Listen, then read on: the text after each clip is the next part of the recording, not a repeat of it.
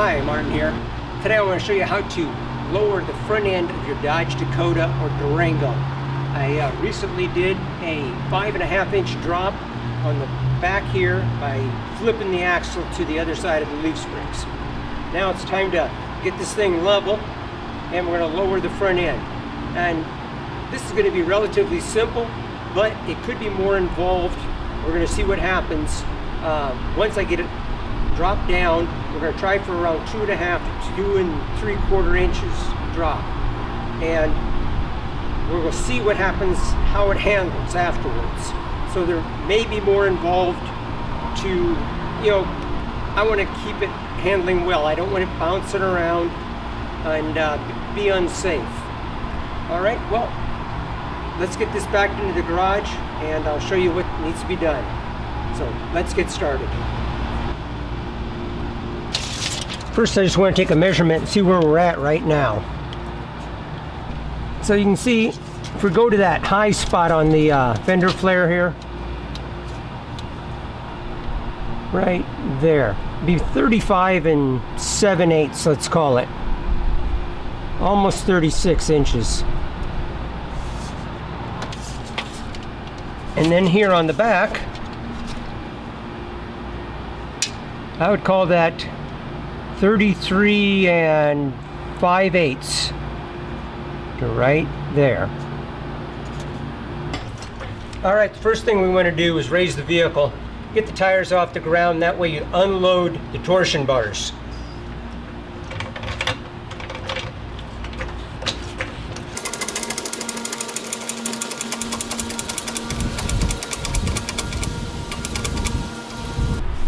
Now I'm going to grab a couple jack stands and put them underneath the frame, and maybe drop this down to the jack stands.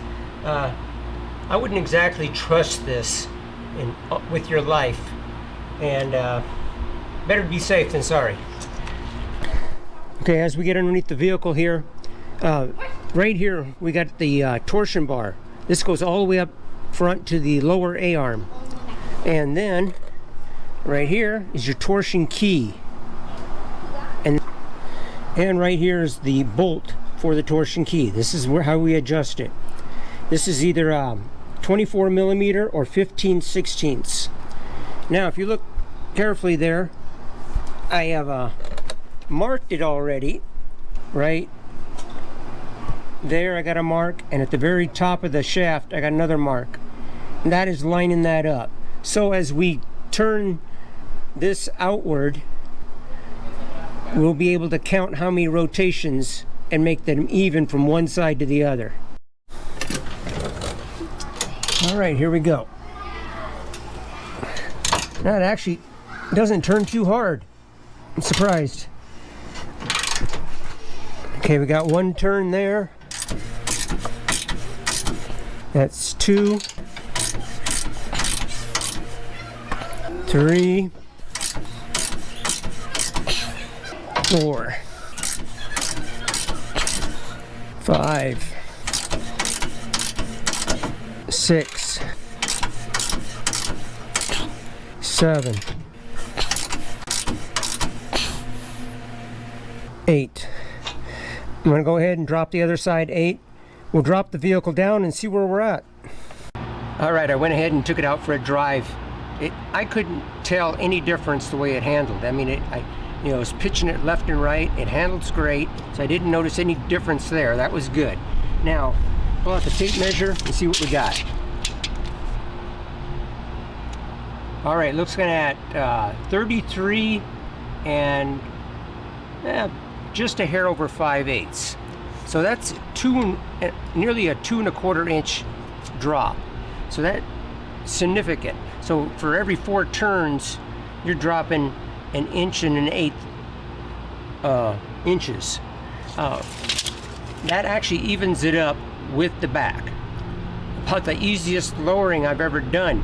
I did the same thing to a Corvette I had, a 97 Corvette, and you can lower and raise those on every corner. And that one I only lowered 5/8 of an inch just to make it look a little better. It made quite a difference actually, that little 5/8 of an inch. But what I'm thinking here is I'm going to go ahead and maybe give this another turn, maybe two, just to bring down the front end a little bit more. And I think I'm going to be happy with that.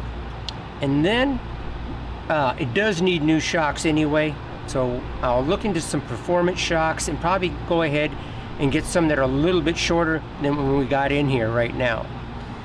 Okay, I'm going to get back in the garage and make that small adjustment. All right, I think I'll just go with another 2 turns, and we'll see how that looks. I know that we're probably talking half an inch there.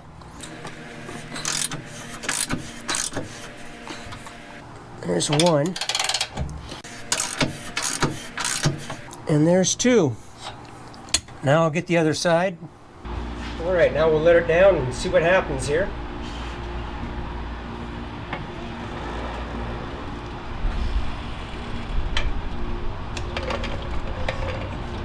I bet that made a difference.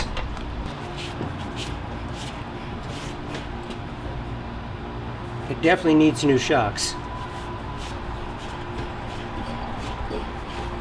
But it's not like I'm bouncing down, bottoming out on the shock itself, which is a good thing. I went ahead and took it out for a drive. Still, I don't notice any really adverse effect of, twitching it left and right. Like the way it handles. It seems still really good.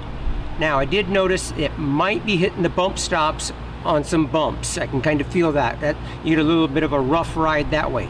I mean, other than that, it rides fine unless you hit those bump stops.